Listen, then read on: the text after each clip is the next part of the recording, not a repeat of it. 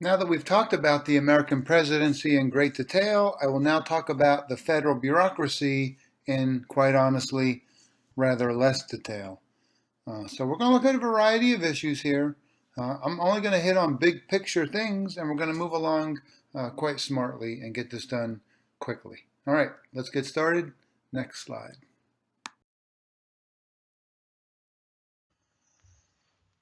Okay, so our authors kick off Chapter 8 on federal bureaucratic politics with a vignette about sort of differential bureaucratic response to three natural disasters, one in Florida, one in Texas, one in Puerto Rico, during the administration of President Donald Trump.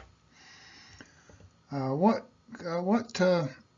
does this tell us about federal bureaucratic politics? Right, the fact that the Trump administration, FEMA, Federal Emergency Management Agency. What does this tell us about bureaucratic politics? Right, the fact that FEMA was highly responsive in the cases of Florida and Texas and far less responsive in the case of Puerto Rico, which is a U.S. territory, remember, not a state, but a territory. It still matters. It's still part of America. A part of our, imperial colonial past. What does this tell us? Right. Number one, right? Bureaucracies have priorities, and priorities are decided by leadership. And who's the ultimate leader of the federal bureaucracy? Right? Who's the chief executive? The president. So what did President Trump make very clear while he was president in terms of FEMA's priorities? If Texas has been hit by a natural disaster, you prioritize that, right? Because Texas is a Republican state controlled by the Republican Party.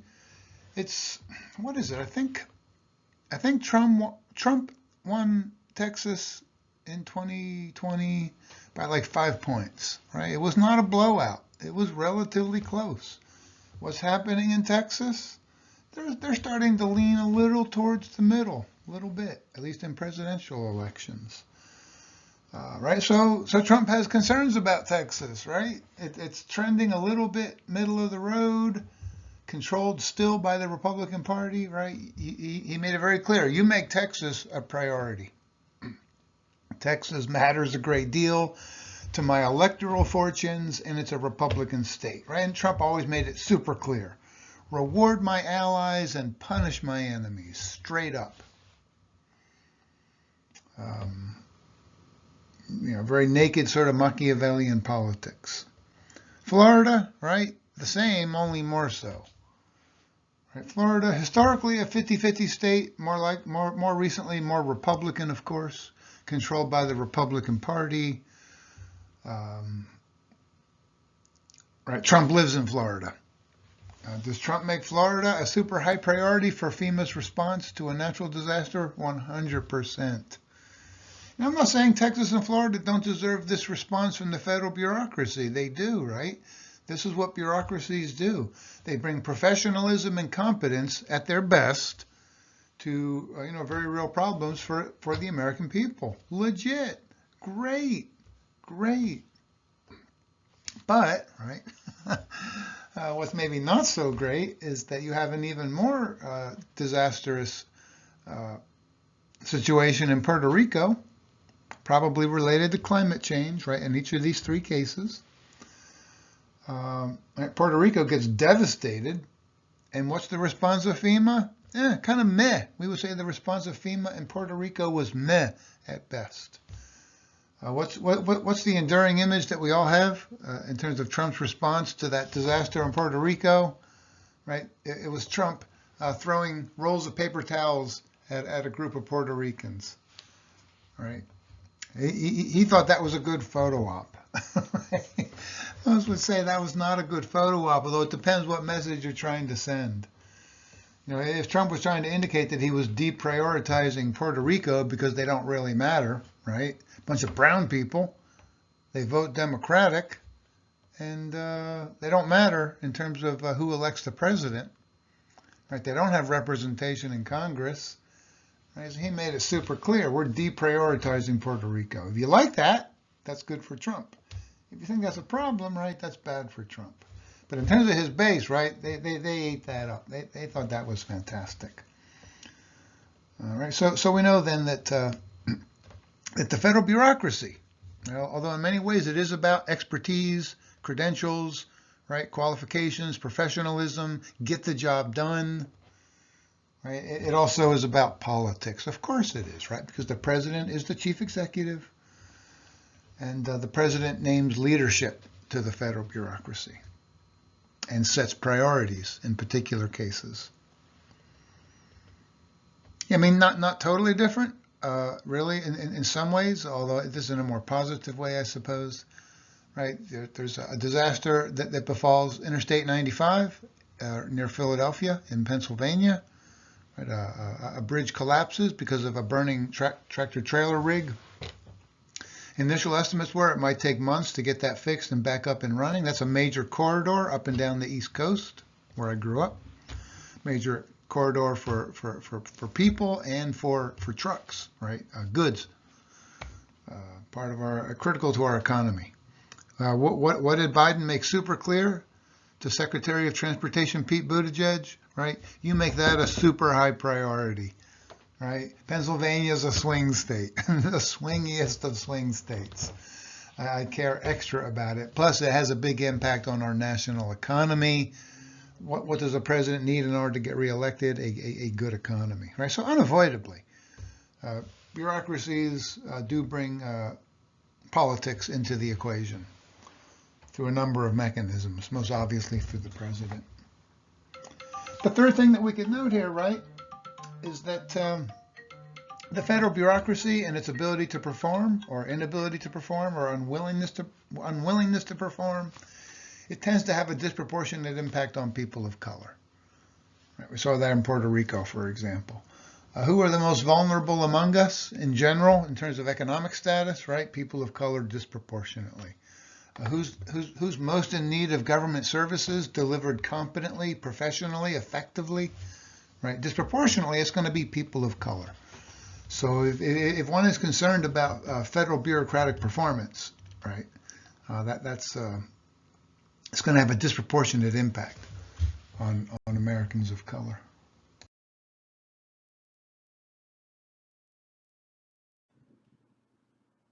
So at the outset, we want to point out that bureaucracies are inevitable. They are ubiquitous. They are everywhere. Inevitable like death and taxes. They are needed to run any organization of any size, from a one-man company to a 10,000-person company and larger. Bureaucracies are endemic to both public and private organizations, right? There's no avoiding them, whether it's the U.S. Postal Service or the Veterans Administration or the DMV or your cell phone company or Nevada Power or your gas company, the Walmart, right? And any organization, public or private. People often think bureaucracy, they think government. I'm like, who are you kidding?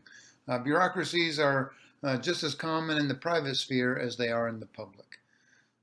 I think they don't sometimes get the credit that they deserve. They take a lot of flack here, no question about it, by we the people. Bureaucracies are given a very complex job to do. People don't realize how complicated it is, especially with a larger organization. And I would also point this out. Bureaucrats, and I can attest to this as a kind of a bureaucrat myself, as somebody hired by the state of Nevada to teach, that bureaucrats are torn between being rigid on the one hand, which in many ways makes a lot of sense, right? You want to, these are the rules. They're published ahead of time. Everyone's held to the same rules as everybody else. It's all very equal. And if anybody violates them, they've violated them, and that's got to be held to account. That seems fair, right? Equal treatment and all that. So on the one hand, there's that, right? And there's good reasons for doing that. We have rules for a reason, and if we start making exceptions, which is always the pressure, right? That's the other part of the equation. Bureaucrats are also under pressure to be flexible in particular cases. But if you make too many exceptions to the rule gets swallowed up by the exceptions. And if it was a rule that was there for a good reason, you've lost that good reason. You've been too flexible. Professors face this all the time. Yeah, I know the syllabus says this, but I had a death in the family, or I've been very ill, or I have too many classes and I couldn't meet deadline. And look, as a human being, you're going to be inclined to say, all right, we'll cut you a break. Or, I don't have the prerequisite for this class, or I need to get in to graduate and it's full. Can you help me out? Right? On the one hand, you want to apply the same rules to everybody. You don't want the squeaky wheel to get the grease necessarily, but we're all human, and we try to make exceptions where we think it's fair. But once we make exceptions, right, think about it, then everybody else feels like they've been screwed over. Like, hey, you got special treatment. Why didn't I get special treatment? And then the question becomes, is this bureaucrat handing out favors in a way that benefits his or her friends and family? It raises all sorts of questions like that. And it undercuts the rule in question. So it's a tricky thing. And there's no easy answer to that. I would just say in general that the larger the bureaucracy, and certainly that's what you're talking about when you're talking about the federal bureaucracy, those bureaucracies of necessity tend to be pretty rigid and pretty rule bound. Otherwise, they can get into all sorts of trouble.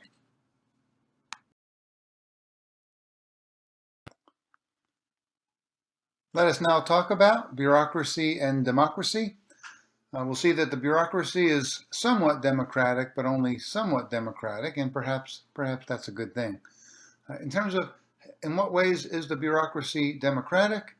Roughly 3,000 federal bureaucrats are nominated by the president with the advice and consent of the U.S. Senate. So there you have a democratic connection, right? We elect the president nominates these people, we elect the Senate provides advice and consent regarding these positions. These are the top positions, the leadership positions within the federal bureaucracy, roughly 3,000 of them. Now, only a handful of those are at the very highest level, like Secretary of Defense or Secretary of State, Secretary of Education, and so on. But they also have, within each of these bureaucracies, fairly substantial leadership teams, lots of diplomats, that sort of thing. So it ends up adding up to about 3,000. The president doesn't individually nominate all these people. That would consume too much of his or her time.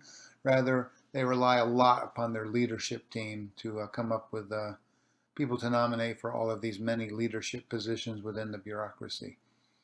Leadership within the bureaucracy, they serve multiple masters. They are put there by the president, but remember, they're also they only get on to that job with the advice and consent of the Senate, so they also serve in some ways the Senate. We'll see that these bureaucrats also have to serve Congress in other ways. Congress provides their budget every year. So you're going to be responsive to the person who signs the checks, which is going to be Congress, not the president. The president is chief executive, technically the boss of all these people, but these people have multiple bosses. They just do. We'll see that also these bureaucrats serve their own particular constituencies. Secretary of Defense, right, is there partly to serve the men and women of the American military. So they got to be responsive to that particular constituency. They're going to be dealing with interest groups.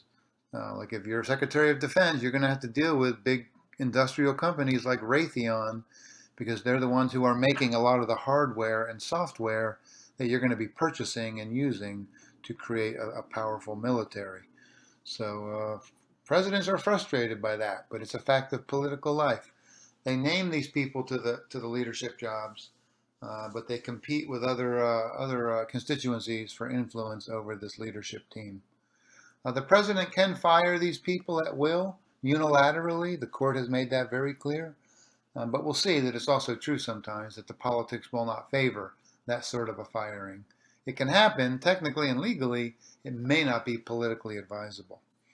All right, so that's the leadership team, and you can see the democratic connections and some of the issues the president faces. Technically, he or she is the boss of these leaders, but these leaders also serve other bosses in addition to the president. Checks and balances, right? There's also the rank and file. That's about 1.8 million civilian bureaucrats at the federal level. If you add in the military, it makes it closer to an additional 2.8 million. So those are the rank and file everyday civil service workers. They are not put there at the pleasure of the president. They do not serve Congress per se. They qualify for their job the way anybody would, right? You need to have the right degree, perhaps, the right certifications, the right experience. You have to do well, perhaps, on an examination, all of these sorts of things. This is the bulk of the federal bureaucracy by far. They cannot be fired for their politics. They also cannot be too involved in politics. So they are protected from political retaliation. Also note here that the fact that they are protected from politics means that sometimes they don't respond to leadership the way leadership would like, because they're insulated, they're protected to some degree, as long as they do their job and do it well. You can be fired for cause, like in any other job, if you're with the federal bureaucracy, but you cannot be fired for your politics. Let's also note, people often bemoan the size of the federal bureaucracy, but if you looked at the size of state and local bureaucracy aggregate across all 50 states, much larger, right? Because what do state and local governments do? They employ millions of teachers, police officers, firefighters, and all sorts of other positions. So the aggregate of all state and local bureaucracies infinitely larger than the federal bureaucracy.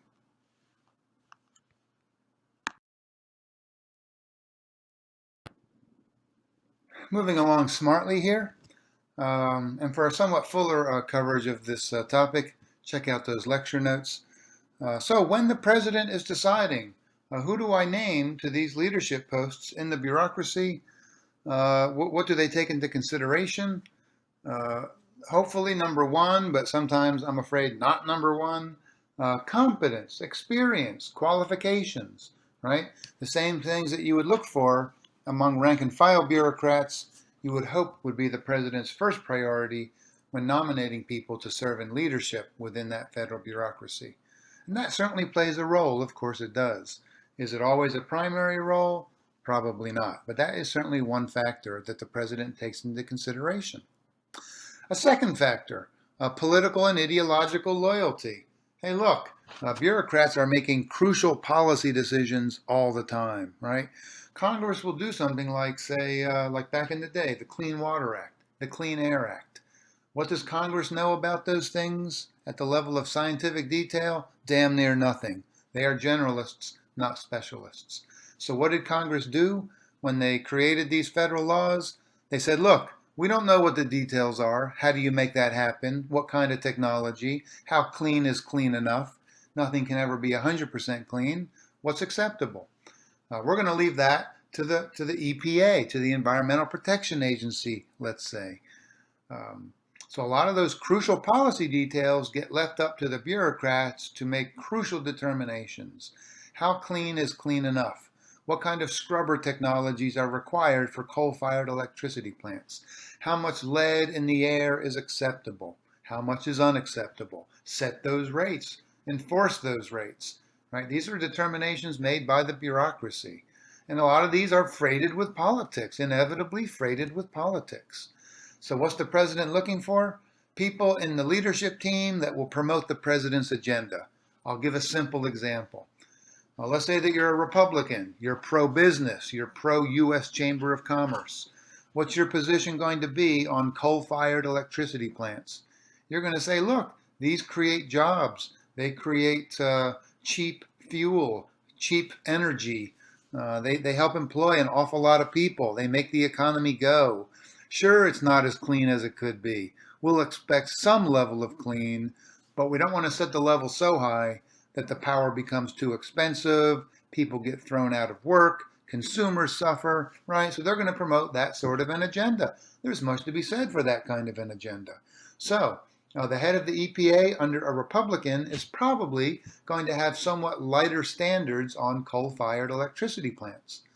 They're going to say, look, do what you got to do. We'll maintain some standards, but we're going to maybe relax them a little to maintain other values that we think are important, like employment, the price of the electricity being generated for the consumer.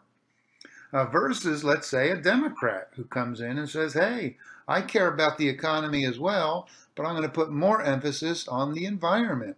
I'm going to require tougher standards on these coal-fired electricity generating plants, which is, by the way, still how we generate most of our electricity. We're moving towards renewables, but coal is still center stage here. So, a Democrat is going to put in position a leadership team that is going to be tougher on the coal companies, right? Different choices by different administrations. So what do you want from your leadership team? A leadership team that can do the job, but can also promote your political values. Nothing wrong with that, right? You expect that. If you elect a Republican, you expect the EPA to go a little bit lighter on, let's say, coal-fired electricity generating plants. If you elect a Democrat, you expect in some ways quite the opposite. More pro-environment, a little less focused on maintaining low prices for electricity, and so forth. Those are just different value choices. One's not necessarily better than the other. They're different. Different administrations have different priorities. So that political and ideological loyalty becomes very important. So you need that, right? You need people who are on the same page with you politically. Good at what they do, but also conservative if they're a Republican, liberal if they're a Democrat, let's say. You might also be looking for personal loyalty, right? Somebody who you believe has your back, will fall on their sword for you, especially in those high-profile positions. Personal loyalty. This is often why a president, when they become president, will bring in their leadership from back in the day when they were still not that famous, not yet president. Harry Truman did this with some of his cronies back in Kansas City, Missouri. W. Bush did it with some of the people back in Texas. Obama did it with some of the people back in Chicago, right? You bring along the people that you knew back in the day. People who were loyal to you before you were a big deal, right? It's kind of like athletes and celebrities today. You're going to have your entourage, and some of that entourage is going to involve people that you knew back in the day. Because once you're famous, right, everybody wants to be your buddy. Who was your buddy before you were famous? So that's also what presidents look for. Sometimes that serves them well. Sometimes it doesn't, right? Sometimes these people, they have a lot of loyalty, but they may not have the competence. Presidents, you can't have everything in one person. All these traits that we're looking at here on the slide, no one person possesses all of them 100%. So you make choices between them sometimes. So sometimes if you select for loyalty, you may lose experience and qualifications. If you choose for political and ideological loyalty, you may lose, again, competence and experience. There are trade-offs here in all of these cases. Finally, patronage, right? That's alive and well in America, always has been, always will be in any democracy. It's the lifeblood of party politics at the state and local level. How do you get people to raise money for you in your campaign? How do you get people to work for you for free early days when it looks like you may or may not get elected? You have to say, hey, work for me, put in the time, and if I get elected, there's going to be a reward for you at the end of the line. So patronage is also part of the game. No question about it. If you raise a lot of money and that person gets elected, they will reward you with a nice position within the government. No question about it. It's very quid pro quo, really. That brings us to, very quickly, Hurricane Katrina, Michael Browner, put there as head of FEMA by President W. Bush. Why was Browner head of FEMA? God knows. His background, I think, was in running a thoroughbred horse racing association. And you're like, well, why did that guy end up as head of FEMA that deals with emergencies like Hurricane Katrina? What the hey? Well, he raised a lot of money for W. Bush. He was well connected. He hung out with people who owned thoroughbred horses. He was able to raise a ton of money for the president. That got him profile. It got him a reward. And I'm sure W. Bush thought, yeah, the guy has no particular experience that fits here, but what the hell? What could go wrong? Well, something did go wrong. Usually you can get away with that. This time you didn't. So patronage is also part of the game, no question about it. Particularly for those positions that are below the highest level. Because you always figure what could go wrong. And mostly something doesn't go wrong. Diplomats, this is an infamous area where patronage counts for a lot. If you want to be the diplomat to Great Britain, you better raise a ton of money. If you want to be the diplomat to Nigeria, you don't have to raise as much money. Some diplomatic posts are more prestigious, quite honestly. Some are less prestigious. And sometimes you end up with diplomats who don't speak the language. They're not well suited to their job, but they raised a lot of money. They thought it would be cool to be a diplomat. What the heck? Now, they're often served by a team of civil servants that help them get the job done, even when they're not all that well qualified. So it works. It's not ideal. It's the result of patronage politics. But it's necessary. It's not always pretty. Politics is not always pretty. But hey, that's what makes politics happen at the state and local level.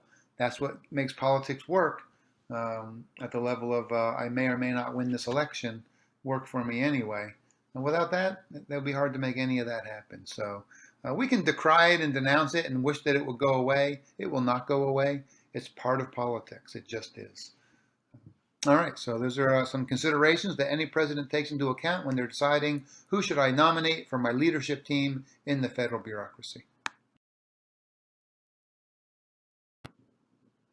Finally, and moving along quickly, many would argue that within the federal bureaucracy, you do have the problem of iron triangles. These are these maybe too cozy relationships between top bureaucrats, key members of Congress, typically heads of various committees, and interest groups. So you might have, let's say, the head of the Department of Agriculture working closely with the Senate Agricultural Committee, working closely with interest groups that are interested in agricultural policy. Let's say that you're Walmart and you would like to see a broad definition of organic because you want to mass market organic products, which I think of as kind of more the domain of hippie farmers somewhere up in Northern California. Walmart, that's not going to work for Walmart. They need huge amounts of product. They need corporate farms producing this product. They want a definition of organic that encompasses these large corporate farms. So they are going to lobby, right, the head of the Department of Agriculture to create a definition of organic that is simpatico with Walmart's interests.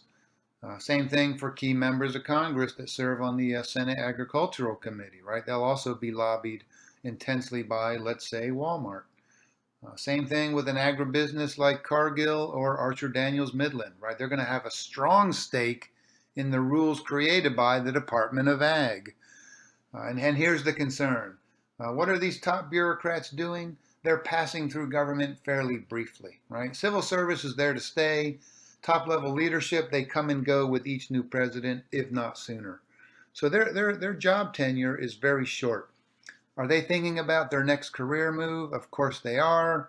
And if you are head of the Department of Ag or part of the top leadership team for the Department of Agriculture, might you like to work for Walmart after you leave government service? Might you like to work for Archer Daniels Midland? Might you like a position with Cargill? Heck yes. Does that sometimes give you an incentive to be maybe too cooperative with these companies while you're doing your job as a regulator? It's definitely possible. It's definitely possible. That's the idea of an iron triangle. Who gets shut out of this? We the people. It's a cozy relationship between top bureaucrats, key members of the Congress, and powerful interest groups. Who gets left out? Ordinary people. You get political inequality, even the potential for corruption. So this is definitely an issue with any bureaucracy, even in a democracy, maybe particularly in a democracy. All right. We'll leave it at that. Thanks.